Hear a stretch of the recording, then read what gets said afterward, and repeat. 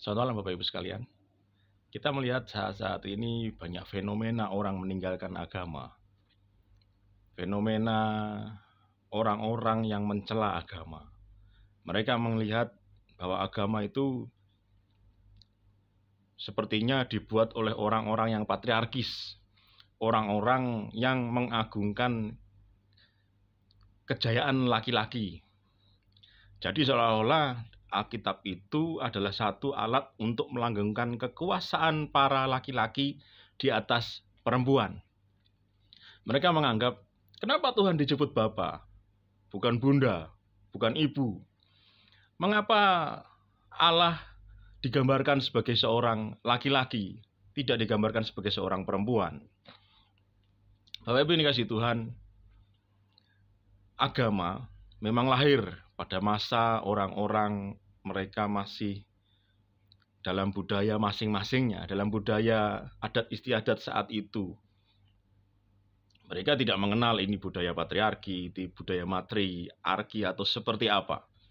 Bagi mereka, ketika mereka mendapatkan wahyu Tuhan, yaitu yang ditulis sesuai dengan budaya mereka. Tidak ada niat untuk melanggengkan laki-laki harus di atas perempuan atau seperti apa. Kita melihat banyak sekali perempuan-perempuan pilihan yang memang dipakai oleh Allah dalam sejarah Alkitab. Banyak perempuan yang dipakai untuk melakukan pekerjaan laki-laki, bahkan memimpin bangsa Israel menuju peperangan, menuju kemenangan dalam peperangan. Kita melihat karya Deborah, kita melihat Hana, kita melihat Rahab, Maria Magdalena mungkin, orang-orang atau perempuan-perempuan yang dipilih oleh Tuhan untuk berkarya. Disebutkan dalam Alkitab mempunyai tugas yang sangat penting, bahkan melebihi laki-laki dalam karya keselamatan Allah. Mereka punya tugas masing-masing. Seringkali orang-orang seperti penganut paham yang mengagungkan perempuan lebih daripada laki-laki, seperti mereka menuntut persamaan hak antara laki-laki dan perempuan, tidak mau melihat fakta-fakta seperti ini. Mereka hanya melihat fakta negatif, sisi negatif dari sesuatu yang mereka pikir tidak sesuai dengan pola pikir mereka. Dan ini kebanyakan orang-orang juga seperti ini saat ini. Mereka melihat bahwa mungkin ada satu bagian kitab suci yang tidak sesuai dengan pemikiran mereka dan mereka menyalahkannya. Kebanyakan orang berbuat seperti ini. Ketika mereka melihat satu bagian dalam Alkitab yang tidak sesuai dengan pemikiran mereka, mereka menyalahkan Alkitab, berusaha menafsirkan ulang dengan pengertian bahwa mungkin penulis Alkitab pada masa itu tidak sesuai dengan pandangan mereka. Bukannya berusaha untuk lebih memahami arti Alkitab, arti kitab suci, arti surat-surat dalam Alkitab pada saat ditulis, tapi mereka berusaha untuk mengubahnya sesuai dengan pemikiran mereka sendiri. Bapak Ibu dikasihi Tuhan, di masa-masa akhir zaman memang hal seperti ini sudah dinubuatkan. Di masa-masa akhir zaman banyak orang-orang seperti ini akan muncul dan berusaha untuk menjungkir balikkan sistem yang ada di dalam gereja. Saya harap Bapak Ibu dan Saudara sekalian yang mendengarkan atau menonton video saya ini tetap kokoh berpegangan pada kitab firman Tuhan, bahwa segala sesuatu diciptakan, segala sesuatu ditulis Tuhan untuk memberikan satu pengajaran yang baik, mendidik orang hidup dalam kebenaran, menguatkan. Tidak ada yang salah dalam Alkitab. Yang salah adalah kita yang berusaha menafsirkannya sesuai dengan pola pikir kita saat ini. Tidak berusaha untuk menafsirkan Alkitab sesuai dengan pada saat kitab itu turun sebagai wahyu, pada saat kitab itu ditulis yang dipengaruhi oleh budaya-budaya setempat. Dan ketika itu dipraktekkan di dalam masa kini memang membutuhkan satu sentuhan baru.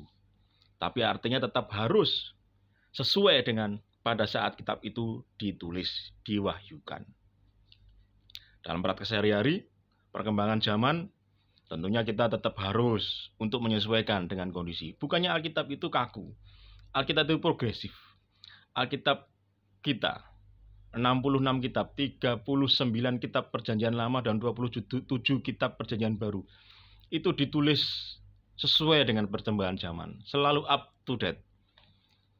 Sesuatu ditulis itu, firman Tuhan itu tidak pernah ketinggalan zaman, Bapak Ibu. Dia bisa mengikuti perkembangan zaman.